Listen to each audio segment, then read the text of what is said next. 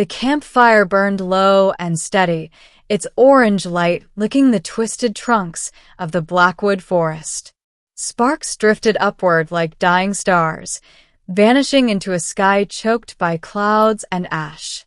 The night smelled of iron, damp earth, and something faintly electric, like a storm waiting for permission to strike. Elias Cade fed another splinter of synthwood into the fire and leaned back against his pack. His armor was scorched and patched, the matte plating dulled by years of dust and radiation. To most of the galaxy, he looked like a relic. One man, traveling alone on a forgotten world no one bothered to mark anymore. But Elias had learned long ago that forgotten worlds were never empty. He kept his rifle within arm's reach, though he didn't touch it. Touching it too often meant fear. And fear, out here, was loud. This planet, designated Carthuan, 9 in some ancient exploration log, had once been a frontier colony. Then the warp storms came. Then the orcs came. After that, no ships returned. The orcs of Carthuan weren't the crude raiders most spacers joked about. They were apex predators shaped by war, famine, and isolation. The females, the Huntresses, were the deadliest of all. Taller than humans, broader in the shoulders, skin ranging from deep emerald to ash gray, eyes adapted to pierce darkness like knives. Elias knew this because he'd been studying them for 6 months. Tonight, he wanted them to find him. A twig snapped somewhere beyond the firelight. Elias didn't move. Another sound followed, soft, deliberate. Not the clumsy footfall of a beast, but the measured step of something that understood silence. Then another, and another. The forest began to breathe. Shadows detached themselves from the trees. 5 of them at first. Then 7. Then more, forming a loose circle just beyond the reach of the fire. Tall silhouettes, armor woven from bone and scavenged alloy, blades curved and notched from use. Yellow and amber eyes reflected the flames. Orc Huntresses. Elias slowly raised his hands, palms open, letting the fire illuminate him fully.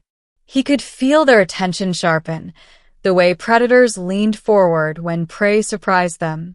A murmur passed through the ring, low, guttural, tinged with disbelief. "A man," one of them said, her voice rough but clear. "Alone," another added. "No pack," said a third, tilting her head. "No fear scent." Their leader stepped forward. She was massive even by orc standards, scars crossing her face like deliberate carvings. One tusk was broken, polished smooth at the edge. She carried no visible weapon, which made her more dangerous than the rest. "You burn a fire," she said, studying Elias as if he were a puzzle. "On our ground. You want to be seen." "Yes," Elias replied calmly. The circle tightened. "Men do not come here," she continued. "Men learn to stay away. Those who didn't screamed." Elias met her gaze. "I heard you were hungry." The silence that followed was thick enough to choke on. Then laughter. Deep, surprised, rolling through the ring like distant thunder. "Hungry," the leader repeated, amused. "You think yourself food?" "I think," Elias said, "you haven't eaten anything worth remembering in a very long time." That wiped the amusement from her face. The Huntresses exchanged glances. Hunger wasn't just an ache. It was an insult. Their world was dying. The megafauna had vanished years ago. The colonies had burned. What remained were scraps, rival clans, and the occasional unlucky traveler. Elias stood slowly, careful, deliberate. He was smaller than any of them, narrower, softer looking. Yet he didn't retreat. "I didn't come to fight," he said. "And I didn't come to die." "Then you came foolishly," the leader said, stepping closer. She could smell him now, sweat, metal, ozone. Human. Real. Maybe, Elias said. Or maybe I came to change the hunt. That was when one of the younger huntresses lunged. She was fast, too fast for most men. But Elias had expected it. He pivoted, catching her wrist mid-strike, twisting just enough to redirect her momentum. She slammed into the dirt with a surprised grunt, blade flying from her grip. The forest froze. Elias released her immediately and stepped back, hands open again. I won't kill you, he said quietly, but I will not be taken. The fallen huntress stared up at him, eyes wide, not with fear, but something closer to shock. The leader's expression shifted. Interest. You fight like prey that learned to bite, she said. I fight like someone who survived extinction, Elias replied. That did it. The leader raised her hand, and the ring loosened. The huntresses relaxed, not lowering their guard, but reassessing. Predators respected resistance, especially measured resistance. You are not food, the leader decided. Not tonight. She circled him slowly. You are an anomaly. Elias nodded. I'm human. That word rippled through them. Old stories stirred, of soft-skinned beings who had once ruled stars, who had burned worlds before being burned themselves. You come alone, she said. Why? Elias looked at the fire, then back at them. Because my people learned something too late. Strength without restraint destroys everything it touches, including itself. The leader snorted. Orcs understand hunger, war, loss. You think that makes you kin? No, Elias said. I think it makes us honest. The night stretched. At last, the leader gestured toward the fire. Sit. Elias did. One by one, the huntresses approached the flames, weapons sheathed but close. They watched him as if he might dissolve into smoke. You risk much, the leader said. For what? Elias reached into his pack and withdrew a small metal case. He opened it, revealing compressed nutrient bars, dense, protein-rich, synthesized from off-world stock. Food. The smell alone made several huntresses inhale sharply.